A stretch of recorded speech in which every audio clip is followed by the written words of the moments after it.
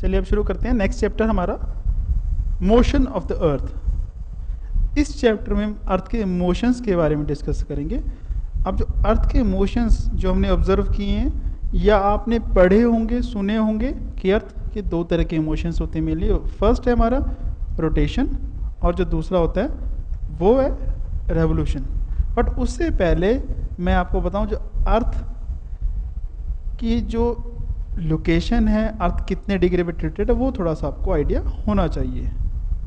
अब जैसे आपको ये नज़र आ रहा है डायग्राम में कि जो अर्थ है, अर्थ हम कैसे मानते हैं, हम ऐसे मानते हैं अर्थ ये ऐसे है और ये सीधी है। बट एक्चुअल में अर्थ ऐसे नहीं है, अर्थ टिल्टेड है। कि जो नॉर्थ पोल हम सोचते हैं कि यहाँ पे नॉर्थ पोल और ये साउथ, एक्चुअल में जो नॉर्थ पोल है ये इधर ना होके थोड़ा सा इधर है और साउथ पोल इधर ना होके थोड़ा सा इधर है, जो कि ये आपको नज़र आ रहा है कि हम यहाँ पे नॉर्थ पोल सोचते हैं, यहाँ पे नहीं है, ये इस तरफ नॉर्थ पोल है। और सिमिलरली साउथ पोल यहाँ ना होकर इस तरफ है। तो ये जो एंगल बनाते हैं, किसके साथ एंगल बना रहे हैं कि ये परपेंडिकुलर है, perpendicular to orbital plane. Now orbital plane क्या होते हैं? ऑर्बिट, जब कोई चीज़ ऐसे किसी पाथ में मूव कर रही है वो उसका ऑर्बिट हो गया। अब वो किस में, चाहे स्फेरिकल पाथ है, एलिप्टिकल पाथ है, जिसमें उसकी मूवमेंट हो रही है वो उसका ऑर्बिट है। और अब जिसमें मूवमेंट, जिसमें ऑर्बिट कर रही है वो उसका प्लेन हो गया जिस एरिया में। अब इसका परपेंडिकुलर ये है, जो यहाँ से मैं स्ट्रेट लाइन लगाऊँ तो इसका परपेंडिकुलर ये हो गया। तो इसी तरह ये जो चीज़ है ये प्लेन है और इसका ये परपेंडिकुलर, तो ये 90 डिग्री टोटल, जिसमें से 23 डिग्री इसमें। और अगर मैं प्लेन की बात करूँ, प्लेन ऑफ द ऑर्बिट, उससे 66 डिग्री का एंगल ये बनाती है। तो अब ये दो एंगल याद रखिए एग्ज़ाम में। जो यूपीएससी में अब तो नहीं आएंगे ऐसे question, base question, but basic concepts का पता होना बहुत ज़रूरी है आपके लिए। और जो दूसरे छोटे मोटे एग्ज़ाम्स होते हैं, स्टेट लेवल के होते हैं, उनमें ये चीज़ें नॉर्मल आ जाती है। तो इसलिए हमें बेस तो कभी नहीं छोड़ना है। उसके बाद अब आपको यहाँ से पता लगे तो जितना भी ये चीज़ें हैं कि हम सोचते हैं इक्वेटर ऐसे है, नो, टिल्टेड है। इक्वेटर भी ऐसे है, ट्रॉपिक ऑफ कैंसर भी टिल्टेड है, और ट्रॉपिक ऑफ कैप्रिकॉर्न, सारे के सारे जो लेटीट्यूड्स हैं हमारे वो टिल्टेड है। कि अर्थ ऐसे ना होके अर्थ ऐसे है।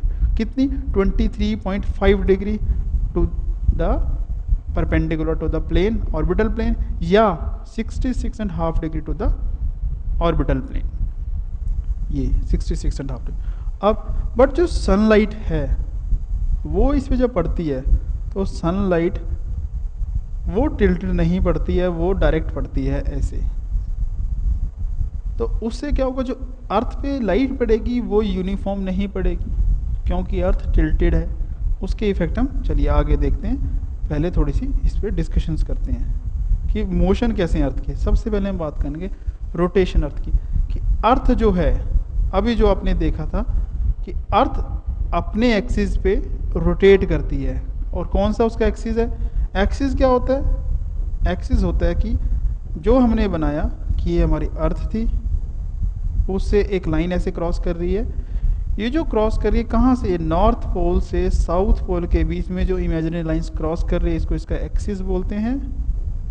और अर्थ अपने इस एक्सिस पे रोटेट करती है, मतलब ऐसे रोटेट करती रहती है कि ये यहाँ से, अब देखिए तो अर्थ ऐसे आपको घूमती नज़र आएगी।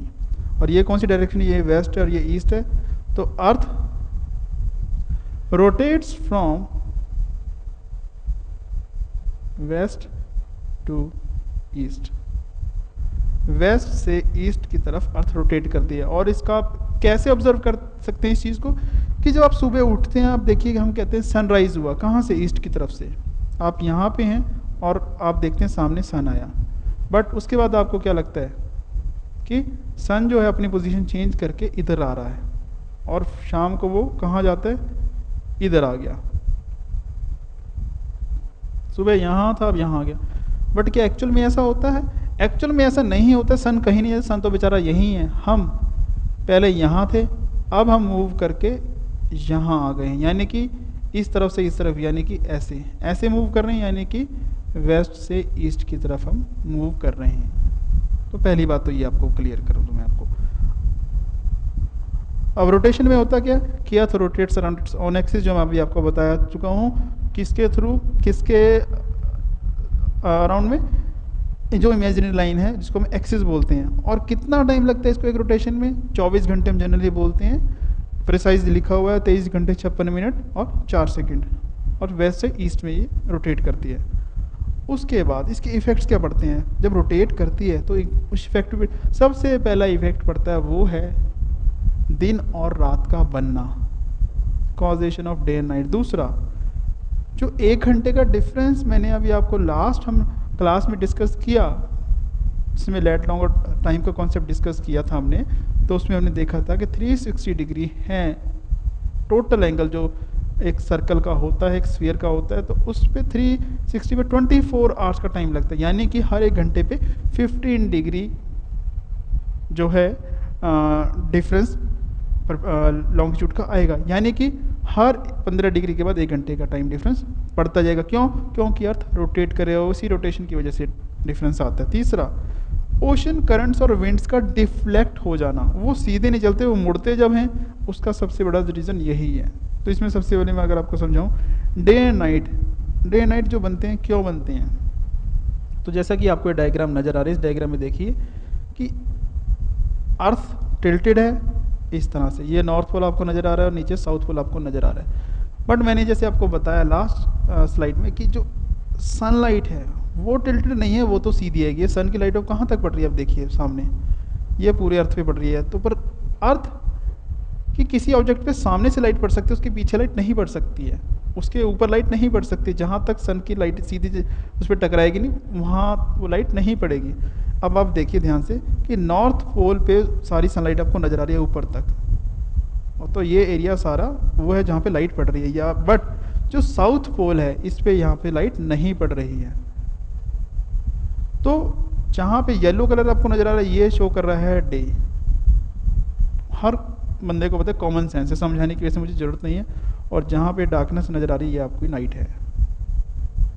बट क्योंकि अर्थ रोटेट करती रहती है तो क्या होगा, ग्रेजुअली रात बीतती जाती है, और जब ये वाली साइड इस तरफ आ जाती है तो ये यहाँ पे जब ये आगे आता है तो यानी कि सनराइज़ हो रहा है, और जब ये आगे आता आता यानी कि दिन निकलता। अगर फिर जब ये सारा पार्ट इधर आ गया घूम के तो यहाँ पे डे हो जाएगा, अगर ये पार्ट इधर आ जाएगा तो यहाँ पे नाइट, वाइस वर्सा हो जाएगा।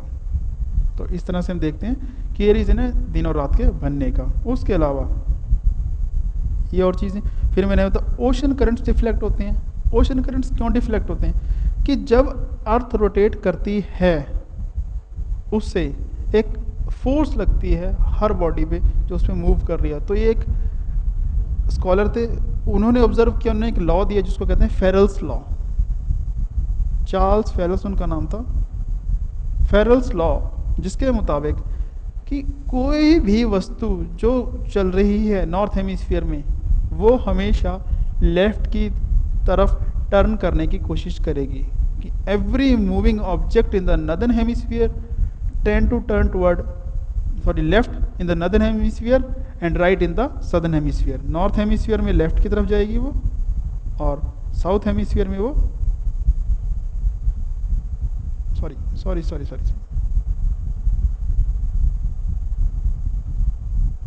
राइट, और यहाँ पे लेफ्ट। तो ये चीज़ होगी इसमें, वो मैं आपको क्लियर कर देता हूँ क्यों और कैसे होगा। कि अगर ये ग्लोब है हमारी, इसको 2 पार्ट में डिवाइड कर दीजिए। वेस्ट से ईस्ट तक ये मूव कर रही है, यानी कि इस पे जो पुश लग रहा है वो इस तरफ लग रहा है, इस तरफ ऐसे। तो जो हवा चलेगी इस पे, उस पे इसके अपोजिट पुश लगेगा इस तरफ। जैसे आप बाइक पे अगर जा रहे हैं तो अब आप आगे की तरफ जा रहे हैं, पर आपको क्या लगेगा, हवा आप पे लग रही है, हवा पीछे की तरफ जा रही है, तो वो यही है। बट जो टेम्परेचर डिफरेंस है उसके अकॉर्डिंग जो हवाएं हैं वो ऊपर से नीचे की तरफ ऐसे चलती हैं, इस तरफ। तो यहाँ से यहाँ की तरफ चलनी चाहिए, जो लॉजिक कहता है। बट वो कैसे चलती हैं? क्योंकि उस पर ये फोर्स लग रही है इधर को, इसको जो मूवमेंट की वजह से जो डिफ्लेक्शन फोर्स है वो इसको पुश करती है, और ये इधर। तो जो एक्चुअल में हवाएं चलती है वो इधर की तरफ नज़र आती है, टेढ़ी चलती नज़र आती हैं, और इनको नाम दिया था ट्रेड विंड्स। ये पूरा साल चलती हैं, सिर्फ कुछ टाइम को छोड़ के जब मानसून आता है। तो ये जो डिफ्लेक्शन है, यहाँ से इतने डिग्री की जो डिफ्लेक्शन है, क्यों हुई? अर्थ की रोटेशन की वजह से हुई। इसी तरह ओशन करंट्स मूव कर रहे हैं, वो डिफ्लेक्ट होते हैं इधर को, क्यों? रोटेशन की वजह से यहाँ पे उनको पुश लगता है, तो इस वजह से ये रोटेट करे। इसी तरह जो नेक्स्ट पॉइंट हमने डिस्कस किया वो कि टाइड्स का आना। टाइड्स क्यों आती हैं? क्योंकि जब यहाँ पे सामने मून होता है या सन होगा या दोनों होंगे, तो इसका जो ग्रेविटेशनल पुल होगा, ये मून है और आपका इसका ग्रेविटेशनल पुल,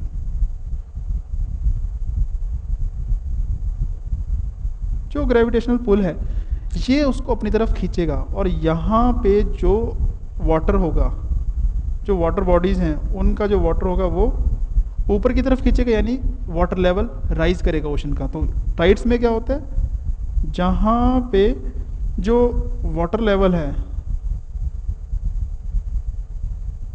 इन ओशंस वो राइज करता है, वही टाइड्स होती हैं बेसिकली। और दिन में 2 बार आती हैं। 2 बार क्यों आती है वो हम टाइड्स में डिस्कस करेंगे। बस इतना जरूर बता दूं कि जो भी एरिया, अब ये एरिया सामने आपको नज़र आ रहा है, तो इस एरिया में ग्रेविटेशन की वजह से पानी का लेवल ऊपर की तरफ आएगा, यानी कि जो वाटर लेवल है ओशन का वो ऊपर उठेगा, उसको हम टाइड्स बोलेंगे। तो टाइड्स किस लिए आ रही हैं? रोटेशन की वजह से, क्योंकि अगर अर्थ रोटेट नहीं करेगी तो एक ही जगह पे टाइड्स आएंगी। सारी जगह पे कब ऑब्जर्व होंगी? अर्थ रोटेट करती रहती है, तो 1 बाय 1 कि पहले ये पार्ट, फिर ये पार्ट, फिर ये पार्ट, फिर ये पार्ट, ये अर्थ के आगे आता रहता है और यहाँ पे टाइड्स आती रहती हैं। उसके बाद नेक्स्ट चीज़ पे आते हैं, वो दूसरी जो मोशन है वो उसका रेवोल्यूशन। अब रेवोल्यूशन क्या है कि अर्थ जो है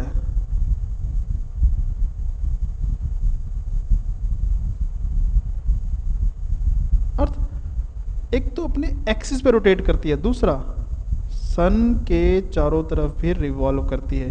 कि एक बार अगर अर्थ यहाँ पर है तो दूसरी बार अर्थ यहाँ पे आएगी, थर्ड क्वार्टर में अर्थ यहाँ पे आएगी, फोर्थ में यहाँ पे आएगी। ये इसका एक्सिस मैं बना देता हूँ इमेजिनरी लाइन। तो यानी कि मूवमेंट ऐसे होती है अर्थ की। ये पार्ट होगा जनवरी, ये पार्ट कर लीजिए दिसंबर का, ये मार्च का, ये हो गया जून का, और ये पोजीशन होगी इसकी सितंबर की।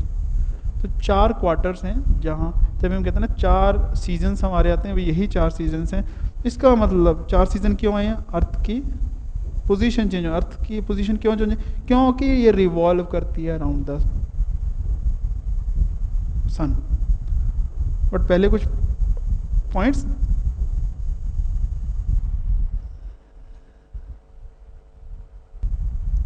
तो इसमें पॉइंट्स क्या हम डिस्कस कर सकते हैं पहले, कि जो अर्थ का मोशन है अराउंड द सन वो इलिप्टिकल है।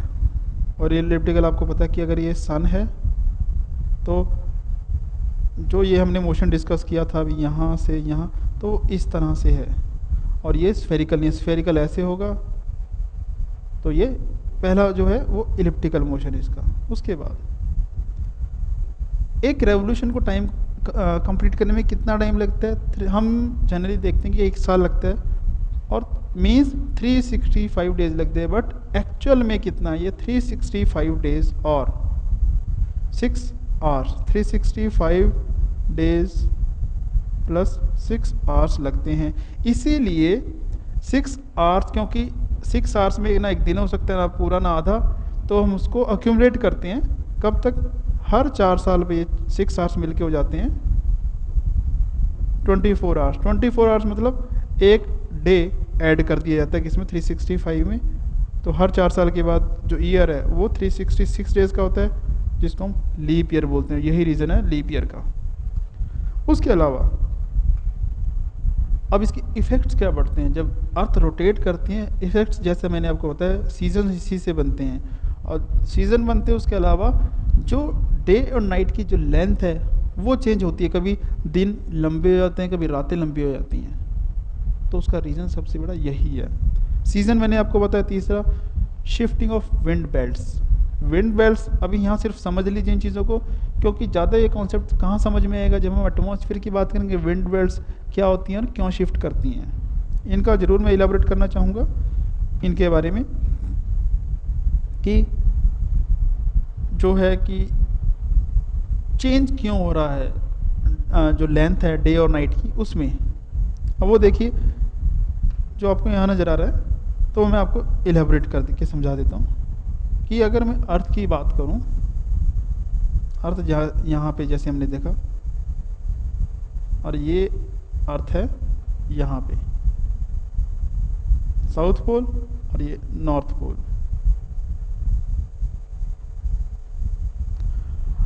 अब सनलाइट अगर पड़ेगी इस पे तो ये एरियाज हैं, डायरेक्ट ले जाइए, सीधी सनलाइट इस पे यहाँ पड़ेगी। तो यहाँ से लेके इस पार्ट तक सनलाइट पड़ेगी, यानी कि जो नॉर्थ पोल है उस पे तो सनलाइट पड़ेगी और जो साउथ पोल है उस पर सनलाइट बिल्कुल नहीं पड़ेगी। कब तक? जब तक, अगर मैं कहूँ यहाँ पे एक छोटा सा बना लेते हैं, ये फर्स्ट पोजीशन ये वाली, यहाँ पे हमारा सन है, जब तक ये पोजीशन यहाँ से यहाँ नहीं आ जाती और यहाँ पे इसका कंप्लीट रिवर्सल हो जाएगा। और जो बीच की दो पोजीशंस हैं वो भी हम डिस्कस कर लेते हैं कि यहाँ पे क्या आप देखिए सनलाइट कहाँ पड़ रही है, सिर्फ नॉर्थ पोल पे और साउथ पोल पे नहीं पड़ रही है बिल्कुल भी। यानी कि ये पोजीशन कब तक रहेगी? कम से कम इस टाइम तक, ये 3 मंथ्स का होता है और उसके बाद ये नेक्स्ट 3 मंथ्स तक, और नेक्स्ट 3 मंथ्स पे क्या हो जाएगा, बिल्कुल इसका रिवर्स हो जाएगा। इस पे देखिए यहाँ पे आपको क्या नज़र आ रहा है, यहाँ पे नज़र आ रहा है कि यहाँ पे अगर मैं सीधे स्ट्रेट लाइन लगाऊँ सनलाइट के लिए, अब सनलाइट कहाँ पड़ रही है? साउथ पोल पे, और नॉर्थ पोल पे डार्कनेस है क्योंकि सनलाइट यहाँ से ऐसे पड़ रही है, यहाँ से, यहाँ था तो इस पे पड़ रही थी, यहाँ है तो इस पे पड़ेगी। तो यानी कि जो इस पार्ट में पोजीशन थी अर्थ की, यहाँ पे इस थर्ड पार्ट में उसके बिल्कुल रिवर्स हो चुकी है। तो यानी कि अगर यहाँ पे लाइट पड़ रही है तो यहाँ पे डे रहा कब तक? जब तक ये पोजीशन नहीं है। ये कब आई? 6 महीने में। तो कहते हैं नॉर्वे, यहाँ पे नॉर्वे है, दूसरे कंट्रीज, तो यानी कि यहाँ के एरियाज़ में 6 मंथ तक लाइट रहेगी, यानी कि 6 मंथ तक डे रहेगा और 6 मंथ तक नाइट, क्योंकि ये जो है दोबारा यहाँ पे जब नाइट शुरू हो जाती है तो ये 3 मंथ्स ये और आगे के 3 मंथ्स 6 मंथ फिर हो जाएंगे और ये पोजीशन तब चेंज होगी। और ये जो बीच के हैं ये वो हैं जहाँ पे सनलाइट अब इधर से पड़ रही है और यहाँ पे सनलाइट इधर से पड़ रही है। तो इस सारे पार्ट पे सनलाइट पड़ेगी और इधर परली तरफ जो इसका जो हमें नज़र नहीं आ रहा पार्ट उस तरफ, तो जितनी नॉर्थ पोल पे पड़ेगी यहाँ सनलाइट उतनी साउथ पोल पे पड़ेगी। तो यानी कि इस सेकेंड और इस फोर्थ पोजीशन में डे एंड नाइट बराबर होंगे, बट इसमें यहाँ पे क्या होगा, जो डेज होंगे वो लॉन्गर होंगे और यहाँ पे जो नाइट्स होंगी वो लॉन्गर होंगी थर्ड में।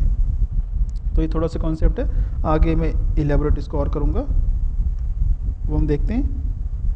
जैसे अभी हमने डिस्कस किया कि जो जहाँ पे इंक्लाइंड होगा उधर होगा। उसके बाद सीज़न, तो सीज़न जो हम देख रहे थे सीज़न कैसे बन रहे हैं उनकी बात अब करते हैं कि ये जो वो है जो हमने कहा आपका फर्स्ट, और ये है सेकंड क्वार्टर, ये है थर्ड क्वार्टर और ये है फोर्थ क्वार्टर।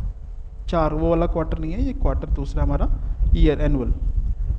अब यहाँ पे आप देखिए नॉर्थ पोल है, ये नॉर्थ पोल पे सनलाइट आपको यहाँ से जाती हुई नज़र आ रही है और जहाँ पे लाइट ब्लू कलर है मीन्स यहाँ पे लाइट है यानी कि डे है, और उसके अपोजिट ये डार्क है तो ये यहाँ पे क्या है हमारा नाइट।